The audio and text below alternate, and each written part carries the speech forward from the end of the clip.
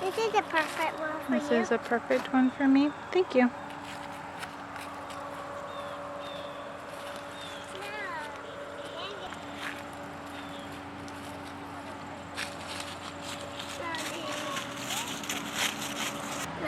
Is that for me? Thank you.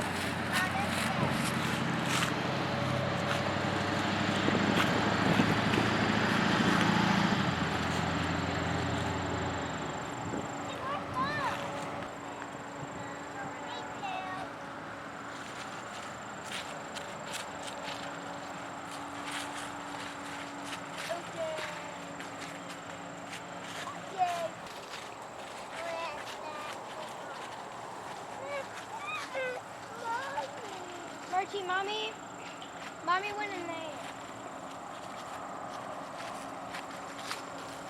Welcome back to Brinker Family Farm.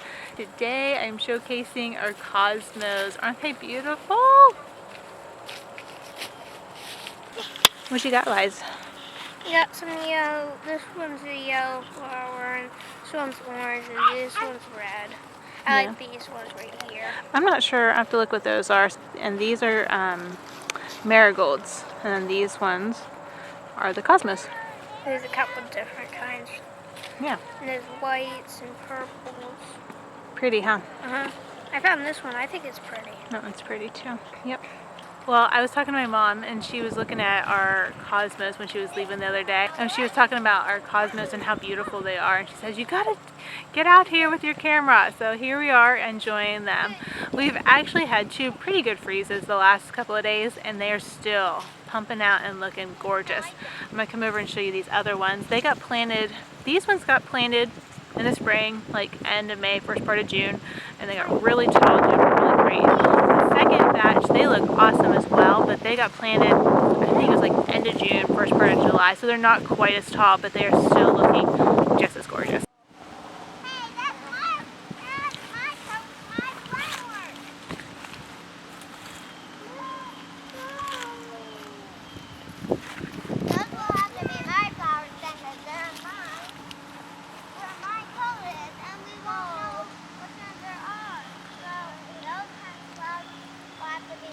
A little bit about cosmos. They are one of the plants that you just throw in the ground and you just let them do their thing. I had orange ones back here last year and they were stunning. I don't think I have any. It doesn't look like I have any right now. So they are on my list for next year. I was reading, it says that cosmos can last 7 to 10 days. I haven't had that much luck, but I might take these in just to see how they do. When you plant them, you don't have to worry about thinning them. They just grow up and they get real big and fill out your space really nicely, which is great when you're just trying to fill an area and you want something beautiful there. They come in lots of different shades of pinks and purples, and like I said, I had orange ones last year that were stunning, and they are on my must-have list for year after year. Cosmos also have more than one flower on each stem, so let me pull this one right here. It actually has a lot. So this is just one plant. You can see how wide it gets, and it just got so many flowers. And the ones up here in the middle, you can tell they're done, they're pretty well spent. And then down through here, they're still pretty nice looking with all of these. I don't think at this point all of these are going to be opening. We do have some nice weather still coming in the next week or two, with only a couple of days where it looks like we're going to be in the frosty zone. So we might still get to enjoy these for a nice little bit. You can tell our zinnias are starting to wear out. They don't like the cold frost as well, so I'll be coming to harvest these seeds. And they're pretty easy for saving. Right, there's your seed. That's your seed right here. This is your petal. And there's your seed. This is progress being made. They're getting our heavy use pad ready to lay down the gravel. And after the gravel gets down, then we'll have the guy that's working with us come out and double check everything and be ready for concrete. This is going to be just for our winter pasture. It's behind me, all around here. And I'll link the video showing the EQIP Grant with this fence and the details about that down below. Now this pad behind us is 32 by 70, and it has to have 4 inches of gravel, and once we have that done, the guy will come out, double check we've got everything set. That was part of our EQIP Grant. After that, we'll be able to have the concrete come, and at that point we'll have 5 inches of concrete, and that'll be our pad. Eventually, if we want, we are able to put a roof on it, but that'll be on our own time with our own money, not part of the grant.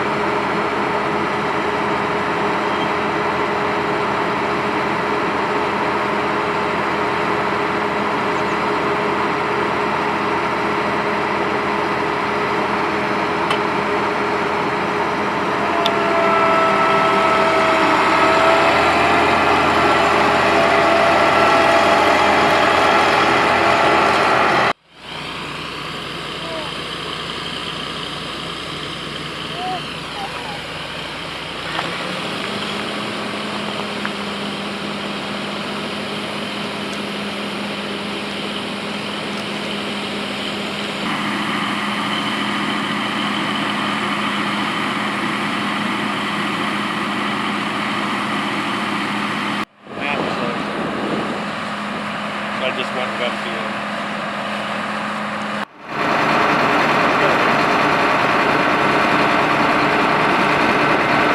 My in-laws took the girls with them to run our 4th and final load of soybeans to town.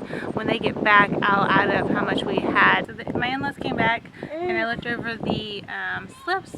We ended up with a little bit under 800 bushels on the 27 acres. And it was low this year. They didn't get it fertilized. So hopefully next year we'll have a little bit better yield. We've been married, Bo and I have been married for 10 years and they've always grain farmed, and we're kind of switching some things around with having the cows, and so over the next few years things will be a little bit different. We won't be maybe doing quite as much with the soybeans and corn, but maybe some other grains instead, because we'd like to be able to grow our own grains to feed the cows and grind up our own feed. But time will tell on how things adjust and how things change. Alright guys, let me get off here and get these guys dinner, and we're going to call it a night. But I hope you enjoyed looking at the cosmos and watching the guys finish up with the soybeans for this year. We'll talk soon. Bye now.